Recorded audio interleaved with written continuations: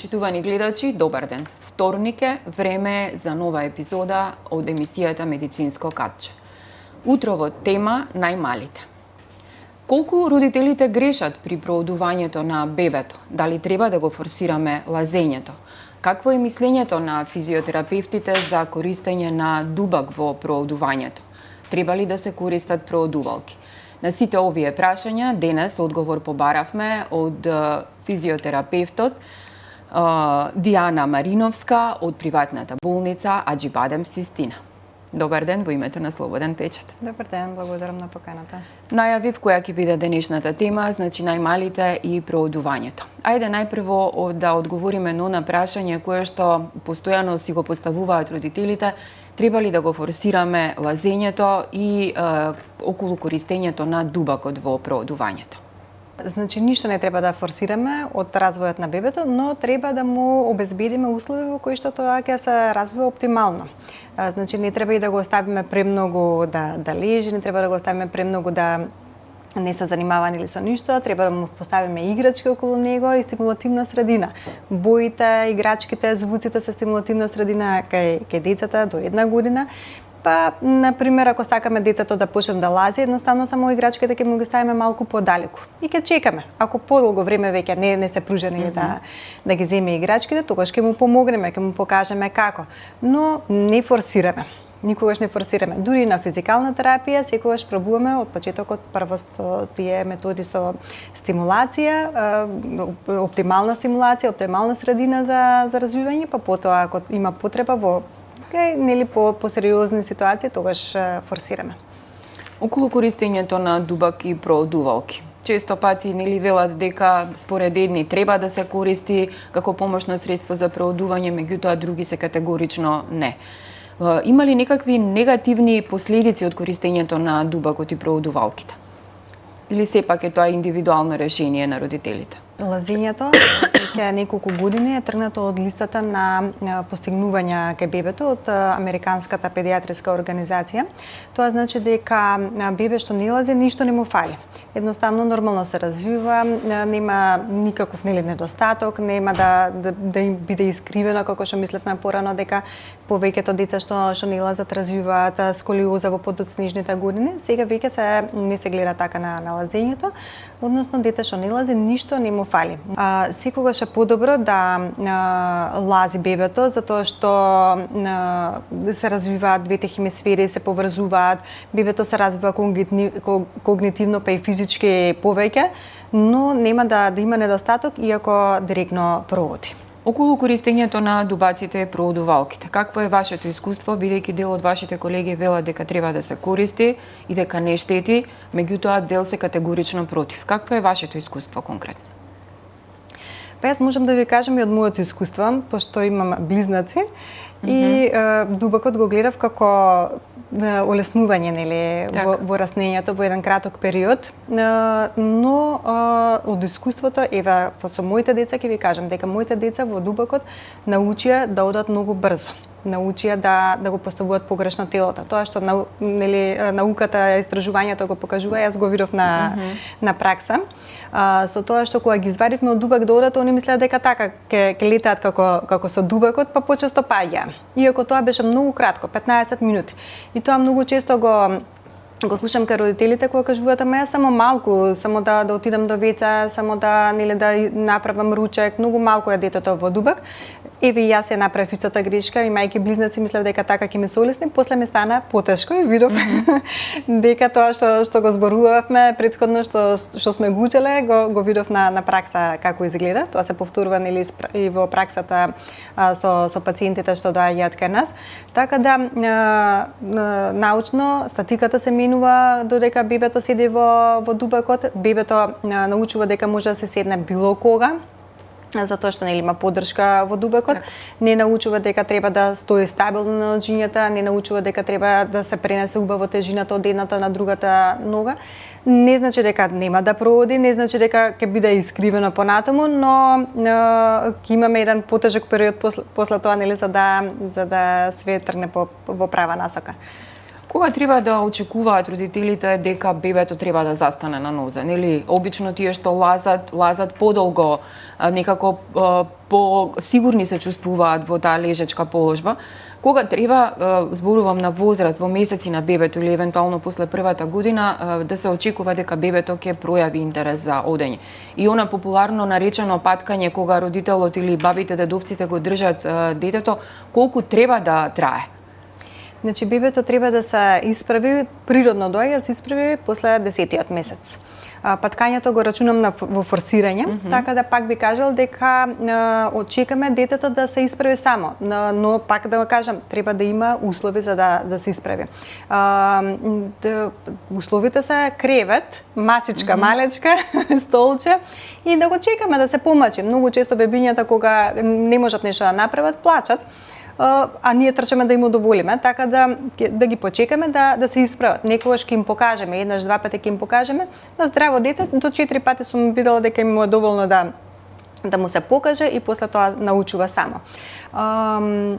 Има кај некои бебиња што се исправаат многу рано. 7,5-8 месеци сум видела деца што се исправаат. Сакам да ги напоменам тие работи. Дека тоа не треба да се дозволува, тоа води нека хиперактивност, тоа води нека искривени ноѓења. Иако праксата покажува дека и тие случаи не секогаш завршуваат и со хиперактивност и со искривени ноѓења, но нели да ако може да превенираме, нема потреба детето на 8 месеци да стои исправено, тогаш треба да седи, да си игра, да развива покажување со прст, да развива пинцета фат, нели да фаќа ситни работи. Тогаш треба да учи да нели малце да се подсмири или како да почне да лази, како да размислува во когнитивниот развој да го развива. Исправањето јас би заокружила некаде до кај 1 година веќе да мора да се исправи, значи од 10 месеци до кај 1 година да се исправи. Потоа ако не се исправува, малку да се повежба, нели малку да му се покаже како. За проодувањето од 12 месеци, тогаш веќе повеќето деца проодуваат на 12 месеци, над 50% од бебињата проодуваат на таа возраст. До 18 месеци е невролошки во ред да прооди, без да бараме причина зошто не оди.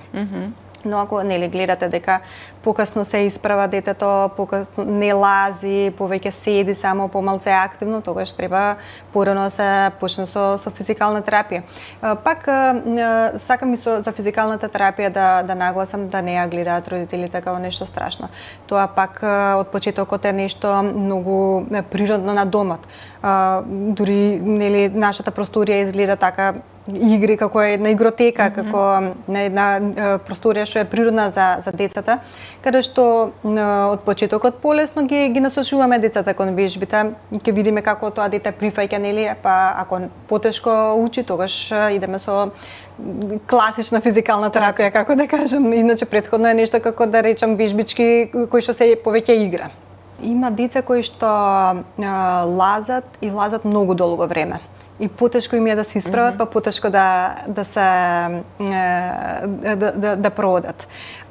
Во тие случаеви пак можеме да користиме физикална терапија, затоа што децата едноставно кога лази, он сегде може да стигне со лазење и нема зошто да се мачи за нешто друго. Да се исправи. Така да оставиме една граница од 1 месец да лази, па после тоа веќе нешто ново да научи, да се исправи или да нешто, не знам, да пробува барем да се исправи, па тогаш веќе да го рачунуваме тоа во некоја нормална граница од развојот. Ако не е така, ако лази детето повеќе, веќе да почнеме со физикална терапија за да му потпомогнеме нели за исправување и за проодување. Затоа што има некоја таква тенденција да децата лазат по 6-7 месеци, повеќе после тоа не е проблем за проодување. Околу проблемите, зашто ви се обраќаат најчесто кога доаѓаат во вашата болница? Каква помош бараат од физијатар? Во однос на проодувањето, на родителите најчесто доаѓаат затоа што децата имаат веќе година и пол и не се уште проодени. И на прашањето зошто до сега не дојдовте, па чекавме нели дека можеби само кај породи. И според мене нема потреба да се чека во ниедна од фазите. Еве ви кажав нели како ако почне да лази еден месец, нека лази, па после нешто друго. Ако почне да се исправа еден месец, па после да почне да оди покрај мебел, еден месец па да почне да стои само, еден месец па да породи. И ако тие работи не се запазени така, подобро да се дојде порано на физикална терапија. Пак нагласувам, пак почнуваме само со игри, пак почнуваме со полесни веžбички. Нема да биде тоа нешто страшно, нема да биде никакво форсирање. За да му помогнеме на детето да се развива оптимално. Во смисла, кога се запазуваат овие некои граници, имаме бебе кој што размислува како да направи нешто, размислува како да реши проблеми, поостроумно е. И тоа, кога ќе ги поставите тие такви основи, потоа тоа расне и во такво дете. Дечињата кои што многу долго време им требало да седнат, многу долго време им требало да продат, се помирни деца што се плашат да сгрешат, деца што се плашат да паднат, па деца што се плашат да трчаат, да не се испота да не падне. Ама од тие грешки се учи. Ви споменав дека здраво дете 3-4 пати може да падне и после тоа веќе не паѓа на таа иста грешка, нели? Со физичкиот развој, со стимулирањето на физичкиот развој го стимулираме, го развиваме мозочето на детето, на бебето, кое што потоа станува дете кое што нели е спремно за да падне, правилно да падне, нели, правилно да сгреши, ама да стане, да проба пак, затоа што многу често гледаме дечиња кои што не пробуваат. Ние трчаме некогаш да им помогнеме, ние некогаш дури не ставаме, не чекаме да пробаат, па одма им даваме све што им треба. Така да проба, кога ќе нема да успее, пак да проба, да биде нели упорно, да ги надмине своите слабости, што не се нели карактеристики што не се потребни за понатаму во животот.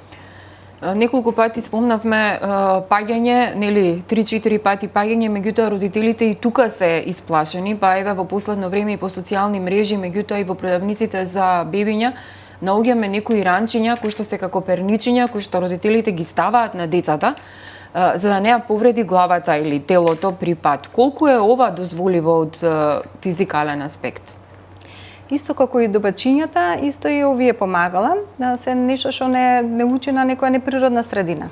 3-4 пати го пуштам да падне. Јас многу често им кажувам на родителите и кај мене кога ќе дојдат дека ако не го пуштате вие да падне, јас ќе го пуштам, мора да научи да падне. Важно е да не ископа очи, нели? Да не искрши глава, нешто така во тој стил да не биде. Иначе се удрило, го болело, плачело, тоа се нормални работи. Еве замислете дете што не паѓа сега, какво дете ќе биде понатаму. Некојаш зборуваме и за деца што можам да ги видам во игротека надвор или на игралиште како се однесуваат, знам какво дете ќе порасне. Детето што се пази да не се лизгам, нели, таму ќе паднам. Има деца што се лизгаат на опаку, нели? Овде сте од една во друга крајност се оди. Да, но веќе за тие другите крајности се, нели, пак кажам, само да не ископа очи, да не скрши глава, иначе за тие деца се зборува дека се деца што многу добро се сноѓаат понатаму во животот, дека многу добро размислуваат како да ги решаваат проблемите, дека прифаќаат предизвици.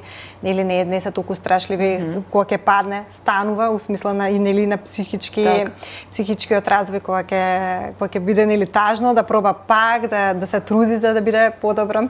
Значи мора да научат да паѓаат, и ако детето се развива нормално цело време без препазување и со доволно стимулативна средина, тоа дете ќе научи да паѓа правилно.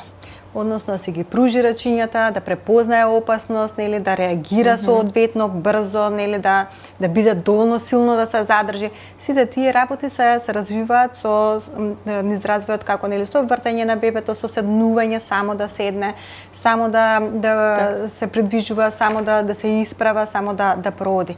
Не со цело време помош, со пазење. Ако птен го гледаме дека детето паѓа, нели, наназад и ја чука главата, јас предлагам некојаш на родителите да ставиме некоја перница малце подалеку да ептен не ја повреди, нели, наназад главата, затоа што некојаш не знаат да се симнат па се фрлаат наназад. Ма тоа еднаш два пати и во тие еднаш два пати што му ја ставате перницата му покажувате како треба да се симне надоле за да не го користи веќе тоа. И тука завршува целата таа работа. После тоа веќе детето треба да научи како да падне. Тоа дете што паѓа наназад, на кој што му треба, нели, таа помош за да ја пази главата, му треба малца работа за да у смисла на вежби, нели, за да научи правилно да паѓа, за понатаму да немаме проблем. Затоа што ако не научи да паѓа од седење, да паѓа од повисоко, тоа ќе биде од кога ќе проудува. Тогаш е веќе пострашно. Околу припазувањето на родителите. Многу често гледаме по паркови родители кои што трчаат буквално по своите деца, баби, дедовци ги чуваат. Ваша препорака што треба да се прави со дете кога за прв пат треба да се изнесе, или откако ќе прооди во парк, дали треба да му се дозволи да ја осознае природата преку допирање, бидејќи сите трчаат со влажни марамчиња, постојано се мијат раце. Колку допирот со надворешноста, односно со средината во паркот влијае врз тие когнитивни способности на детето? Како не, децата треба веднаш да се изнесуваат надвор, нели? Веќе немаме ни препораки да се чуваат по 40 дена дома. Веднаш се носат надвор на сонце, на ветер, сите тие работи дожд да ги искусат, нели, како сензорна стимулација. Кога ќе проводи или кога ќе почне да лази, навистина дека нас е валка, но не можеш да ги оставиш толку слободна да лази, како што јас би давала и давам препораки, ама нели во градини кај што е контролирано, кај што не може, кај што нема други кучиња или мачиња да се движат. Па децата да лазат, уште и нека лежи, да видите каква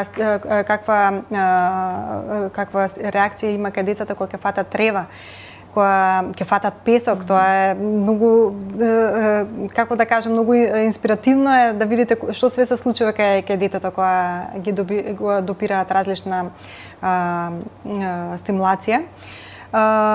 Така да е едно големо за све тоа, само нели да внимаваме да не е во средини кај што е премногу валкано, кај што има срчи. Иначе песок, јадење песок, тоа мислам, нели на одмор сите бебиња јадат песок. Нормално ќе пазиме да не биде тоа многу, ама не треба да му забрануваме од све. Па на крај ништо да не прави, што да прави, нели? Како ќе се развива. Веќе имаме веќе податоци за Шведска, Норвешка, дека ги менуваат и подлогите на игралиштата надвор. Односно од оние меките подлоги веќе не се препорачува, туку се менува на вокал, за да биде уште една стимулација плюс на детето.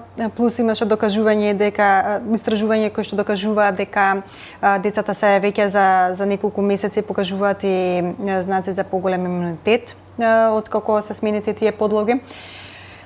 Така да само да биде контролирано, нели, за да не може детето да се разболи од фекалии од кучињата и од мачињата, да биде тоа контролирано, иначе се друго е скроз дозволено, контролирано, пак ќе кажам, нели, да не го изеде цел песок, ама нека проба. Нека кубе трева, нека се валја во песокот, нека се валја во тревата. Сега баш има едно дете кое што мајката кажуваше дека не може никако да седне, иде на физикална, не може да седне, дома не седнува, ама го изнесуваме во двор и одма станува да фати тревата.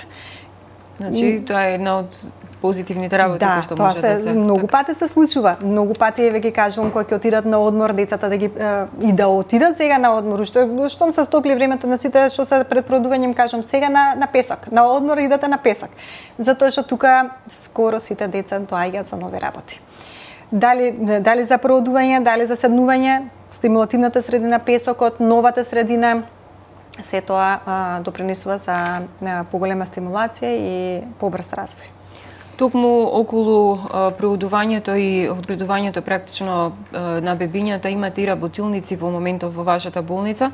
Ајде да ги запознаеме родителите за што конкретно станува збор и што добиваат во тие работилници.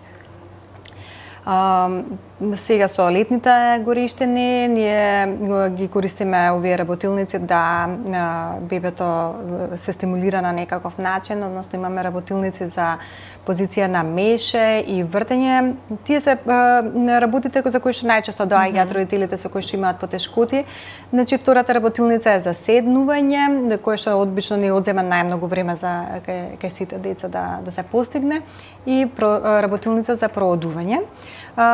Така да во овие три работилници бебињата соодветно по возраста се распоредени и ги научуваме вежбите кои што родителите треба да ги прават дома за да се постигнат овие пресвртници во развојот. Во текот на годината имаме работилници кои што се организирани поинаку како гимнастика за бебиња и го користиме значи истиот концепт на обучување на родителите за како да го стимулираат дома развојот заедно со сите овие совети нели што ги кажуваме и тука.